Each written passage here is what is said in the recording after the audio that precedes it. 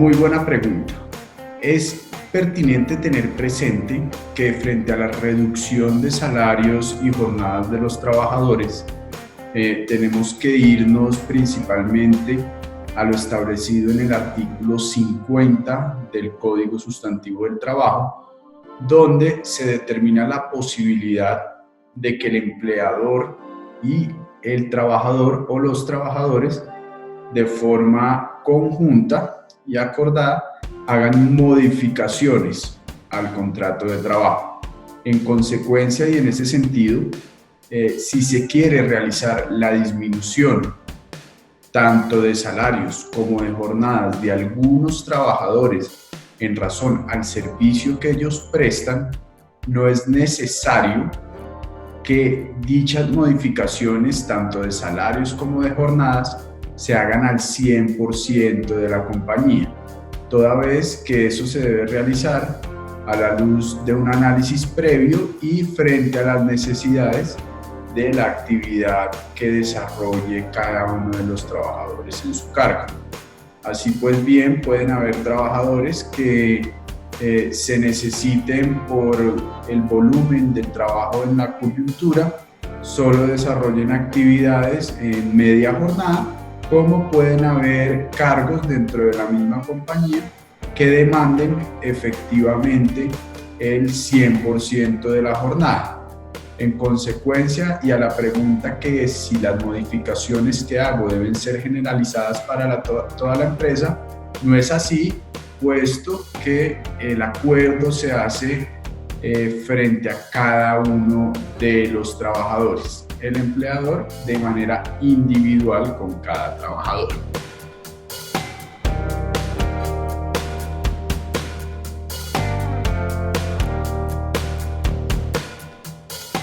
Frente a ello tenemos que partir de la base que existe un salario mínimo, el cual está atado a la jornada máxima legal.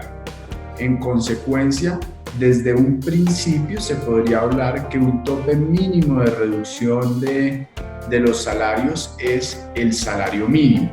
Sin embargo, al estar atado a la jornada máxima legal, si bien uno quiere o llega a un acuerdo con el trabajador de disminuir la jornada máxima legal, por ejemplo, a media jornada, existe la posibilidad de reducir ese salario tanto medio salario mínimo en proporción a la reducción de la jornada. Ahora bien, de un trabajador, por ejemplo, que recibe 5 millones de pesos y se quiere reducir el 50 o el 70%,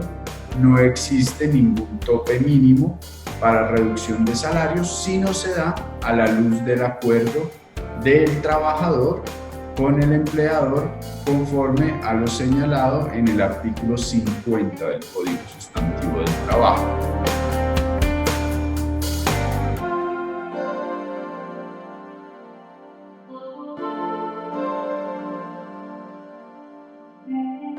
Debemos tener en cuenta que la suspensión de los contratos de trabajo es un efecto que se determina puntualmente frente a una serie de disposiciones que determina y que contempla el artículo 51 del Código Sustantivo del Trabajo. En ese sentido, frente a la primera, vamos a tocar las tres indispensables que posiblemente se podrían aplicar en estos momentos de coyuntura. Frente a la primera, que es el caso fortuito, en ese sentido se deben revisar, cumplir con los criterios de aplicación de la fuerza mayor y el caso fortuito, y se debe tener en cuenta que frente a ello únicamente se debe notificar al Ministerio del Trabajo la suspensión y al trabajador, efecto que cumple por el caso fortuito o la fuerza mayor que nos aplica el contrato. Como otra disposición de suspensión del contrato es el cese de actividades hasta por 120 días. Frente a ella, efectivamente, sí se debe requerir la autorización ante el Ministerio del Trabajo, y por múltiples alocuciones que se han dado por parte del ministro del Trabajo, consideramos que desde ese punto de vista no se autorizarían suspensiones de los contratos de trabajo por el cese de actividades hasta por 120 días. Y como otro de los efectos, otra de las medidas que se pueden tener frente a nuestros trabajadores es la suspensión del contrato de trabajo mediante licencia no remunerada o permiso no remunerado, ello de mutuo acuerdo con el trabajador. Frente a ese sentido y contestando de manera puntual la pregunta, al día de hoy no se encuentran restringidas o prohibidas las suspensiones de los contratos de trabajo y se debe tener en cuenta la fuerza vinculante que se tiene por parte del Ministerio del Trabajo a través de sus circulares, lo que no pueden ir sobre la ley y sobre todo sobre la norma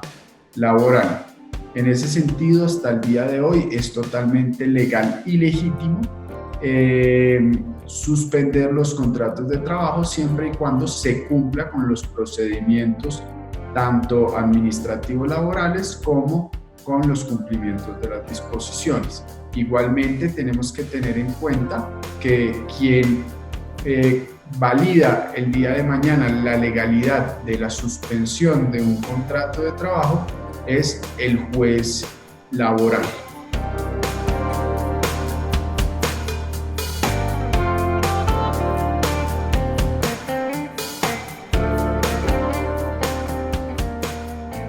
Frente a esto tenemos que tener en cuenta que el descuento de las vacaciones no es un descuento legal contemplado por la norma, y menos aquellas que se dan de forma anticipada. Asimismo, igual, si bien en el decreto 488 el Ministerio del Trabajo, el Gobierno Nacional dispone y da la posibilidad de que se realicen o se anticipen unas vacaciones, ello no quiere decir que el empleador tenía la posibilidad de descontarlas sin autorización del trabajador. En tanto, lo que nosotros recomendamos es que si se van a anticipar un periodo de vacaciones que aún no se ha causado, que el mismo se haga con una autorización de descuento de parte del trabajador, donde el empleador pueda descontar esos periodos anticipados en caso dado de que se finalice el vínculo laboral sin haberse causado esos periodos.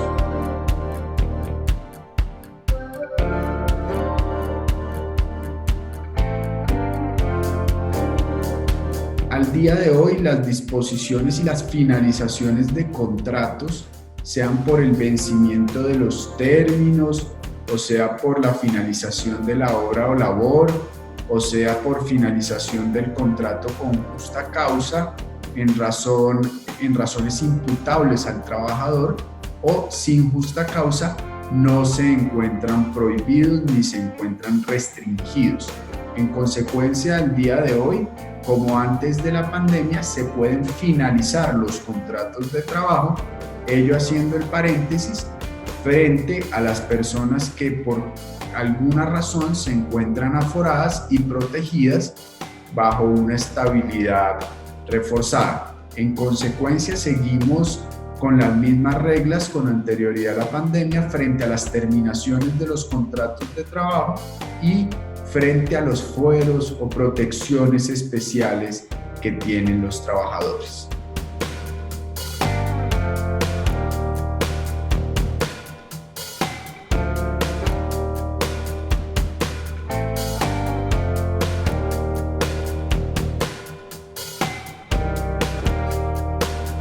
Principalmente en este momento considero yo que los retos que se les presentan